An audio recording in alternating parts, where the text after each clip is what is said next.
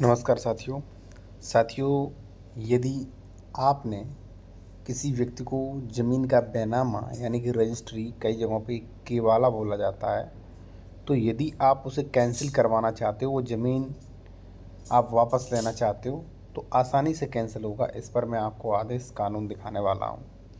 साथियों, बैनामा कई वजह से कैंसिल करवाया जा सकता है। केवाला कई बार जो है, मान लीजिए किसी व्यक्ति ने आपसे ज़मीन खरीदी, आपका पैसा नहीं दिया उसने, ठीक है, पैसा नहीं दिया, या मान लीजिए उसने अधिक ज़मीन खरीद ली, ठीक है, या मान लीजिए आपके भाई वगैरह से ज़मीन उसने रजिस्ट्री करवा ली, जो कि कम बुद्धि का था, आपके पापा से नशे में करके मान लीजिए रजिस्ट्री करवा ली, ठीक है, या अन्य कारण हो सकते हैं जिनकी वजह से आपको बैनामा केवाला कैंसिल करवाना होता है, ठीक है।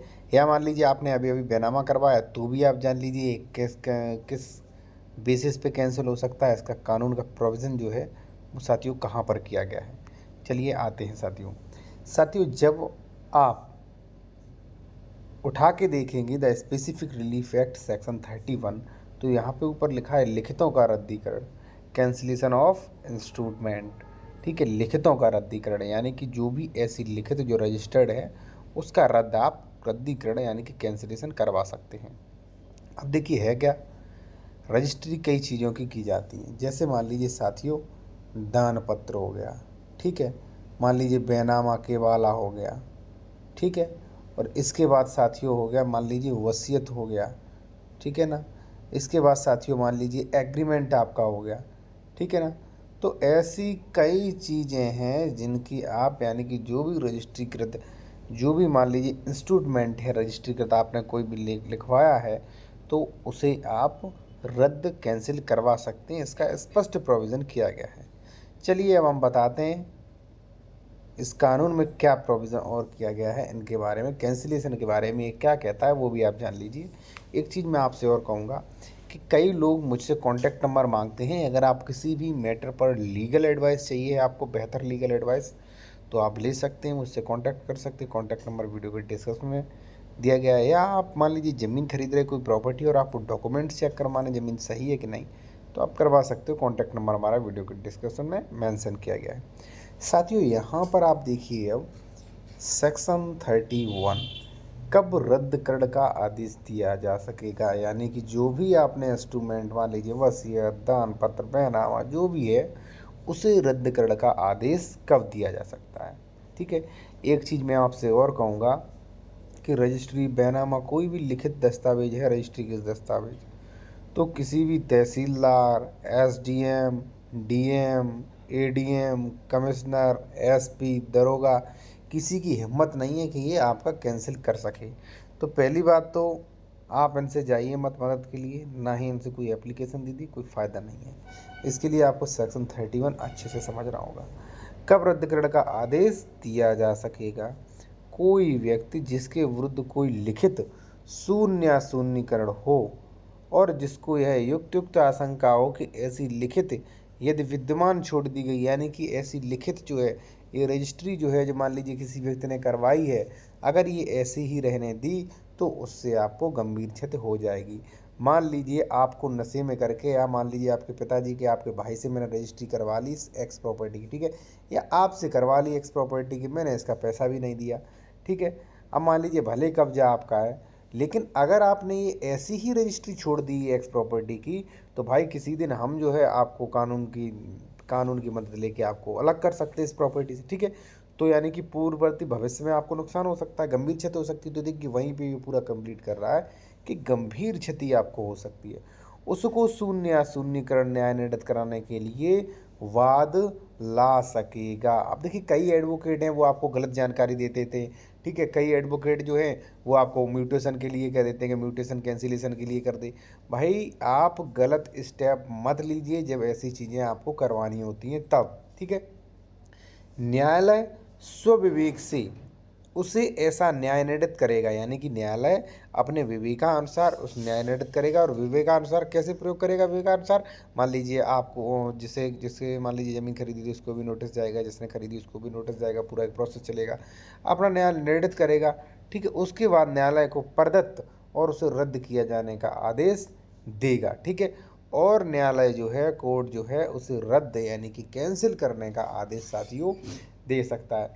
देखिए कई बार क्या होता है, मान लीजिए कई बार मैंने देखा है प्रैक्टिकली में कि भाई लोग बाग जो है, जैसे मान लीजिए आपकी ज़मीन किसी ने लिखवा ली, आपकी ज़मीन आपकी आपके दादा मान लीजिए पिता की भाई से किसी ने ज़मीन लिखवा ली, तो आप जाते हैं एडवोकेट से, एडवोकेट आपको गलत राय देते हैं कि म्यूटेशन कैंसिलेशन करिए, यहाँ शिकायत करिए, वहाँ शिकायत करिए, ठीक है, आपसे पैसा बनाते रहते हैं और बाद में पता चलता है कि हमें कहीं और प्रोसीजर करना पड़ेगा। तो भाई आप इनके बहकावे में मत आइए, आप गलत राय मत लीजिए, ठीक है जी।